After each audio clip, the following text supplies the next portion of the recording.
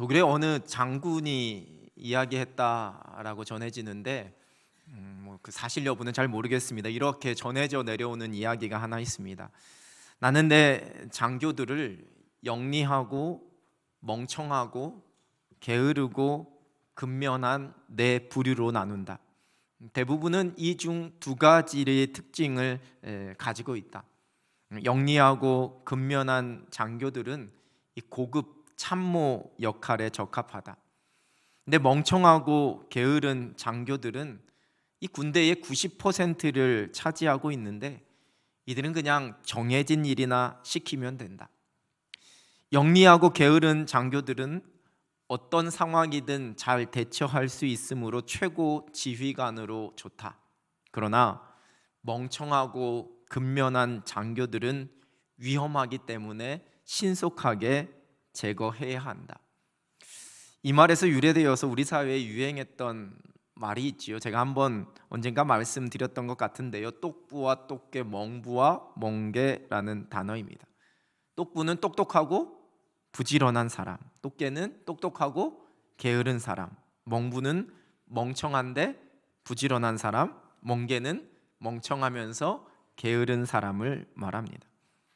한 신문 기사에 이 내용을 실으면서 일반 직장에서는 똑똑하고 게으른 리더와 똑똑하고 부지런한 팀원의 만남이 가장 이상적이고 적합하다, 아주 장단이 잘 맞는 사이다라고 적고 있습니다.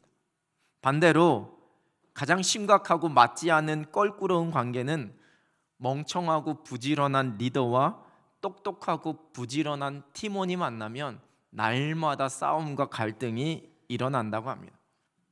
근데 곰곰이 생각해 보면 사실 똑똑하고 부지런한 리더 밑에 있는 팀원들이 아마 제일 피곤하기는 할 겁니다.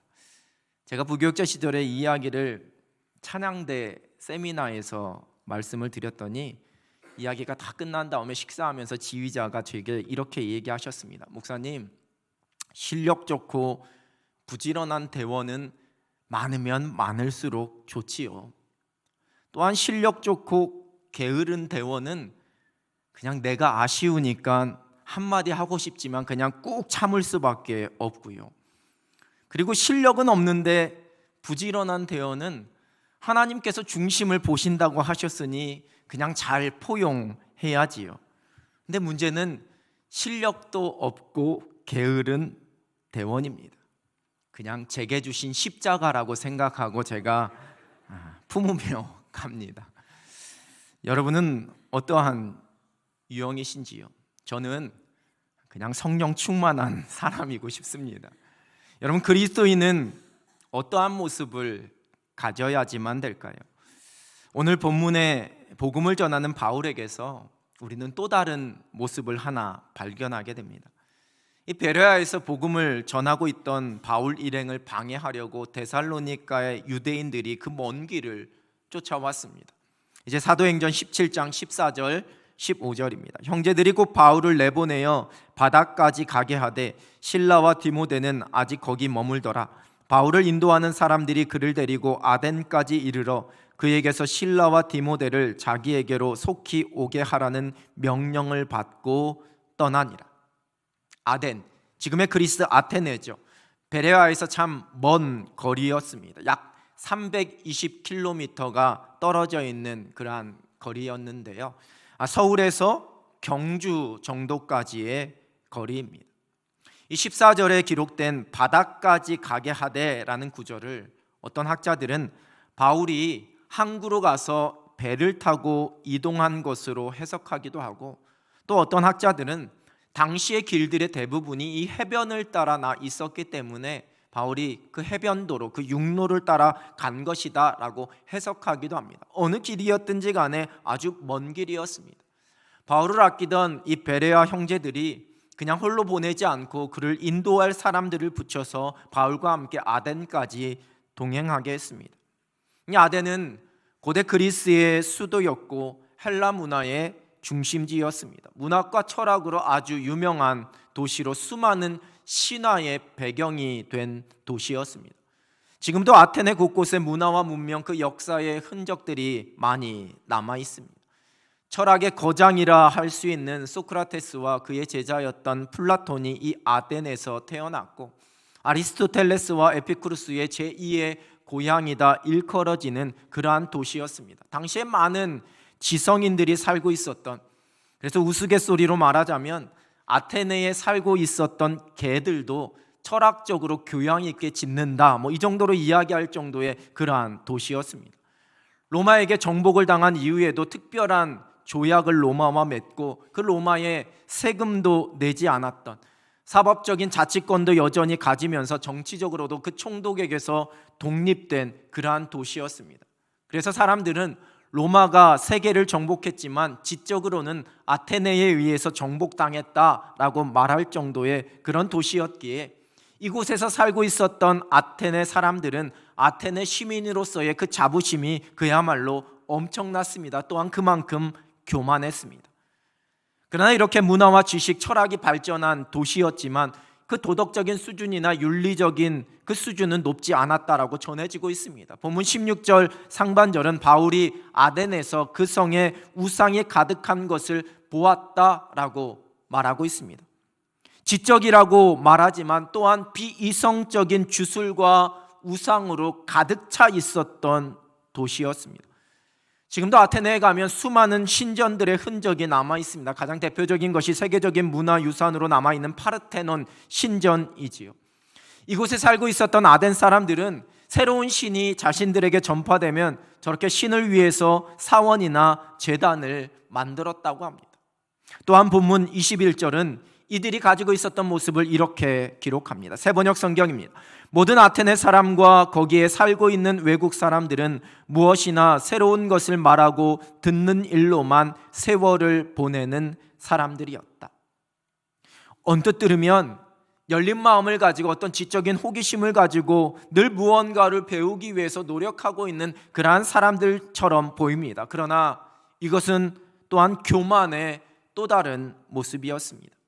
학문적인 교만이 가득하고 스스로의 지식에 심취해서 또한 한편으로는 우상으로 인한 영적인 어두움이 덮고 있었던 그러한 도시였습니다. 성경은 그곳에서의 바울의 모습을 16절 하반절에 기록합니다. 그 성에 우상이 가득한 것을 보고 마음에 격분하여. 아덴에 먼저 도착해서 실라와 디모데를 기다리고 있었던 바울은 그 도시의 모습을, 그 사람들의 일상을 살아가는 모습을 유심히 보았을 것입니다. 그리고 사람들이 그 대화하는 것도 다 들었을 것입니다. 그리고 그 도시에 가득한 우상을 보고 그 마음이 격분하였습니다. 우리말 성경은 마음에 격분하다 단 이 두 단어로 번역하고 있는데, 헬라어 원어는 전치사까지 포함하면 6개의 단어를 사용해서 이 감정을 묘사하고 있습니다. 직역하면 그의 속에 있는 그의 영이 분노로 타오르고 있었다, 이렇게 됩니다. 내 이익과 내 감정이 자극되어서 일어나는 분노가 아닙니다. 바울 속에 내주하고 계신 성령으로 인해 그가 느끼게 된 분노였습니다.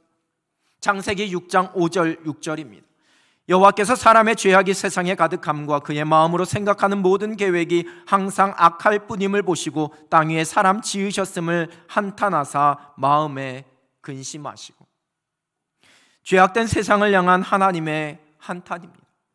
출애굽한 이스라엘 백성들이 모세가 시내산에 올라가 있는 동안에 금송아지를 만들어 경배했을 때를 신명기 9장 18절 하반절은 이렇게 기록하고 있습니다. 이는 너희가 여호와의 목전에 악을 행하여 그를 경노하게 하여 크게 죄를 지었음이라.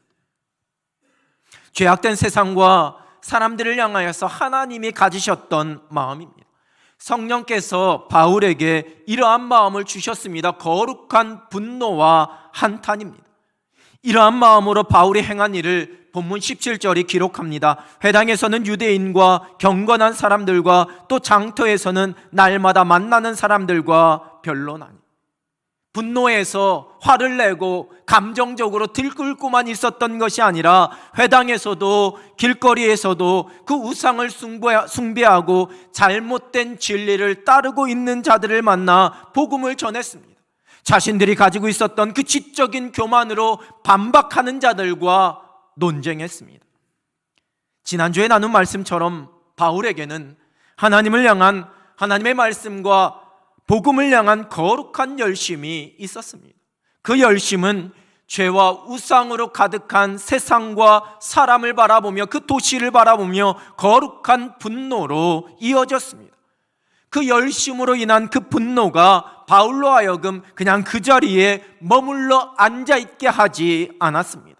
회당에 가서, 장터와 길거리에 가서 유대인들과 이방인들을 만나 십자가 복음, 하나님의 살아계심과 그 영광을 선포하게 만들었습니다.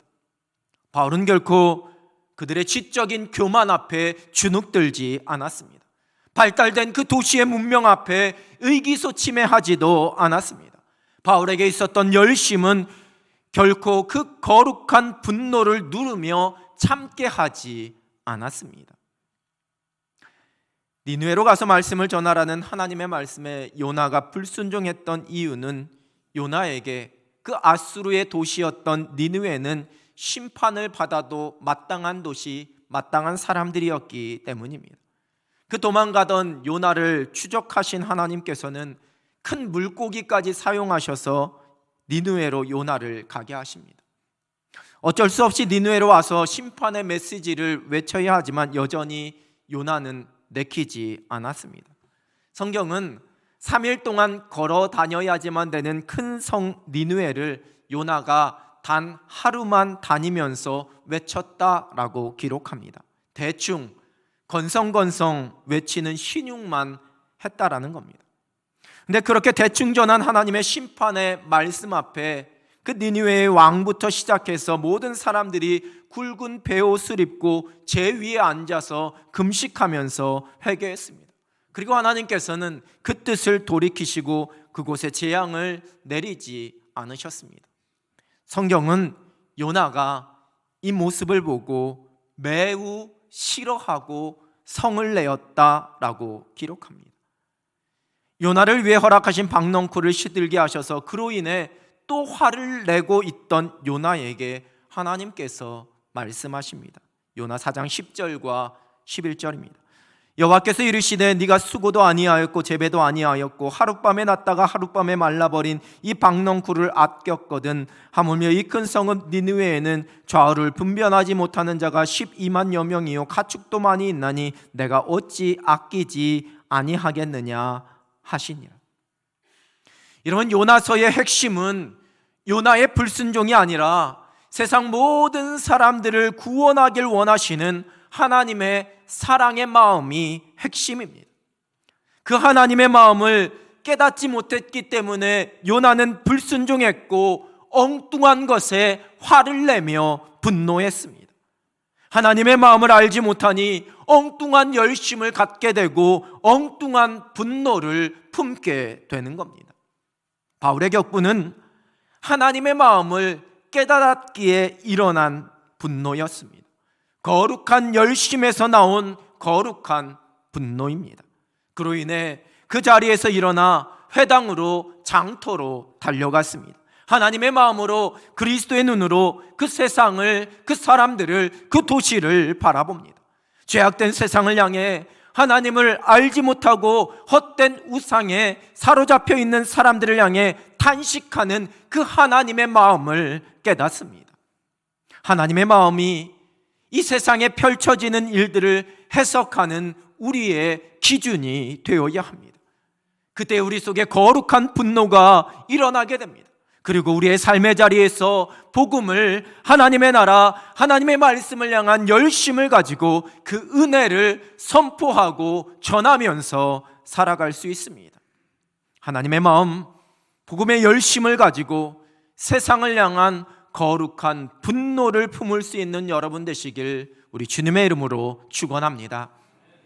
이러한 분노 속에 18절 말씀은 바울이 그 아덴의 철학자들과도 만나서 쟁론했다라고 기록하고 있습니다. 에피쿠로스와 스토아 철학자들입니다. 에피쿠로스 철학자들은 인간의 본능과 쾌락을 중요시합니다. 그들이 신의 존재를 인정하기는 했지만 신들은 인간의 삶에는 전혀 무관심하다라고 말하면서 그저 나를 위해서 오늘을 먹고 마시면서 즐기자라고 외쳤습니다. 반면에 스토아 학파들은 이성의 중요성을 강조했습니다. 엄격한 금욕주의와 자연과의 조화 등을 주장하면서 범신론적인 입장을 가지고 자기의가 가득한 사람들이었습니다. 바울이 이들과 토론을 벌였습니다. 그들은 바울을 향하여서 말쟁이라고 부릅니다. 자신들은 고귀한 지식과 교양을 가지고 있었던 뛰어난 지성인이요, 바울은 말쟁이, 원어로는 씨앗을 줍거나 이삭을 주워 먹는 참새나 까마귀를 뜻합니다. 심지어 시장에서 쓰레기나 떨어진 음식 찌꺼기를 줍는 사람을 비하할 때 사용되었던 단어였습니다. 즉 바울이 주어들은 하찮은 지식을 가지고 자신들은 한 번도 듣도 보도 못한 천박한 말을 하는 그러한 사람이다라고 바울을 비하하고 있는 겁니다. 고린도전서 1장 18절 말씀 그대로입니다. 십자가의 도가 멸망하는 자들에게는 미련한 것이요 구원을 받는 우리에게는 하나님의 능력이라. 아덴 사람들의 눈에 바울이 전하는 예수 그리스도 그 부활의 말씀은 아주 미련하고 말도 안 되는 억지처럼 들렸습니다.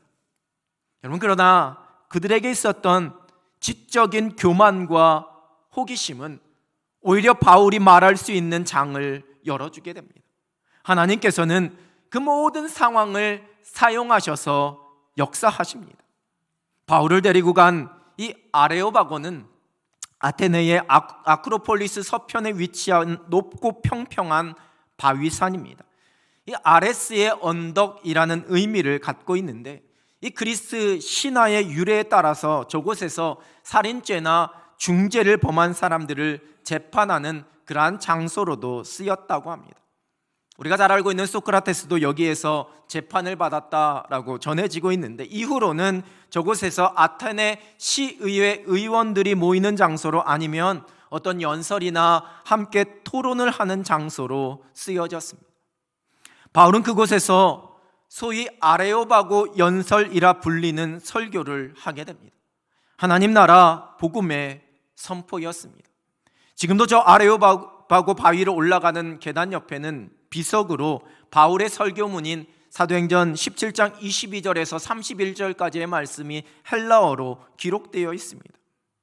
혹자는 이 아덴에서의 바울의 전도가 실패했다라고 말하면서, 왜냐하면 이 아레오바고에서의 그 바울의 설교는 십자가 복음을 전한 것이 아니라 자신의 지식과 철학을 의지해서 자신의 변론을 늘어놓았기 때문에 실패했다라고 말하기도 합니다. 그러나 결코 그렇지 않습니다. 여러분, 22절 이후에 기록된 바울이 선포한 그 하나님의 말씀의 핵심은 창조주 하나님, 그 하나님의 심판, 그리스도의 부활, 그 믿음으로 인한 구원, 바로 복음이었습니다. 먼저는 범사에 종교심이 많던 그들의 호기심을 자극했습니다. 그리고 그러한 종교심으로 그들이 세워놓은 모든 우상의 헛됨을, 그들이 믿고 의지하고 있었던 그 지식의 어리석음을 선포하며 지적했습니다. 32절은 이렇게 기록합니다. 그들이 죽은 자의 부활을 듣고 어떤 사람은 조롱도 하고 어떤 사람은 이 일에 대하여 네 말을 다시 듣겠다 하니, 바울이 선포한 죽은 자의 부활, 즉 예수 그리스도의 부활, 이 십자가 복음 앞에서 어떤 이는 조롱하고 어떤 이는 호기심을 갖게 되고 다시 한번 듣겠다라고 반응했습니다. 복음이 선포될 때에 지극히 당연한 모습입니다. 그리고 34절입니다. 몇 사람이 그를 가까이하여 믿으니 그 중에는 아레오바고 관리 디오누시오와 다말이라 하는 여자와 또 다른 사람들도 있었더라. 그 아덴에서 바울이 전한 복음으로 회심한 사람들을 소개하고 있습니다. 이 또한 바울이 전한 것이 그의 지식이 아니라 십자가 복음이었다라는 것을 증명하고 있습니다. 역사가 유세비우스에 따르면 이때 회심한 디오누시오가 훗날 이 아테네의 2대 주교가 되었다라고 전해지고 있고, 교회 전승에 따르면 다마리는 이 디오누시오의 아내였다라고 전해집니다. 지금도 저 아테네에 한편에 저렇게 디오누시오 기념교회가 세워져 있습니다. 아테네의 첫 열매라 이야기할 수 있습니다.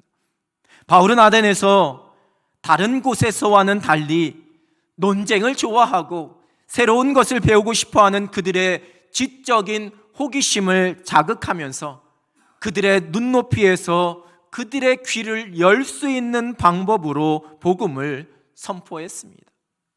아덴 사람들이 바울을 이 아레오바고에 서도록 이끌었던 것 또한 어쩌면 바울의 지혜였습니다. 바울은 그가 배설물이라 고백했었던 그 세상의 지식과 세상의 학문이 이번에는 복음을 전하는데 아주 유용하게 사용된 순간이었습니다. 그 지식 자체가 결코 본질은 아니지만 바울은 그 복음을 전하기 위한 수단으로 그것을 사용합니다. 헛된 철학과 그 교훈에 사로잡힌 아덴 사람들을 복음으로 깨우치고 싶어한 그 거룩한 분노와 열심 위에 하나님께서 허락하신 지혜를 가지고 그 사람들에게 다가갔고 복음을 선포했습니다. 우리는 종교개혁가라고 하면 어떤 과격한 혁명가의 이미지를 먼저 떠올리게 됩니다. 그러나 종교개혁자들의 가장 대표적인 인물 중 하나인 칼빈은 그 천성이 학자였습니다. 그래서 누군가와 막 논쟁하기보다는 혼자서 조용히 연구하고 글 쓰는 것을 좋아하는 사람이었습니다. 프랑스 파리에서 그가 대신 써준 연설문으로 인해 큰 소동이 일어나게 되었을 때에 그는 자신의 몸을 피해서 이 모든 상황을 정리하는 책을 쓰기 위한 장소를 찾게 됩니다.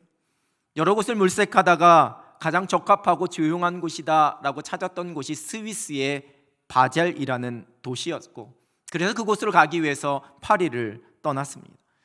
근데 당시에 이 바젤을 가기 위해서는 제네바를 통과해야지만 됐기 때문에 그곳에서 하룻밤을 머물게 됩니다.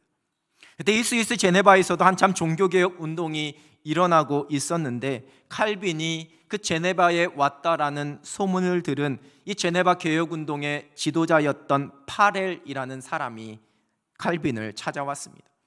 이 파렐에게는 이 종교개혁을 향한 열정과 열심은 있었지만 그것을 뒷받침할 만한 신학적인 지식이 많이 부족했습니다. 그래서 파렐은 이 칼빈을 이 제네바에 머물게 해서 그와 함께 개혁을 이끌어 가려고 했습니다. 그러나 칼빈은 조용한 곳에 가서 나는 쉬면서 책을 써야 한다라면서 그 파렐의 요청을 거부했고, 파렐은 계속해서 칼빈을 설득했습니다. 그래도 칼빈이 굽히지 않자 이 파렐은 저주에 가까운 말을 이 칼빈에게 쏟아붓게 됩니다. 당신은 자신의 휴식과 개인의 이익에만 관심을 가지고 있는 사람이요, 그렇기 때문에 나는 전능하신 하나님의 이름으로 당신에게 선포합니다. 당신이 하고자 하는 앞날의 일에 하나님의 축복이 절대로 결코 함께하지 않을 것입니다. 어떤 성격이었는지 딱 눈에 보이시지 않으시는지요? 파렐이 얼마나 열정적인 사람이었는지. 칼빈은 훗날 파렐의 이 말이 자신의 귀에 천둥같이 들렸다라고 회고하고 있습니다. 그리고는 그 말에 결국 칼빈은 제네바에 남아서 종교개혁가로서의 본격적인 사역을 시작하게 됩니다. 훗날 칼빈이 멋진 종교개혁가로 남을 수 있었던 이유는 이러한 파렐의 열심과 열정으로 칼빈을 그곳에 주저앉혔기 때문일지도 모릅니다. 파렐의 열정과 칼빈의 지혜, 그 지식이 함께 만나게 되었을 때에 그곳에서 하나님의 선한 열매가 맺혀지게 되었습니다.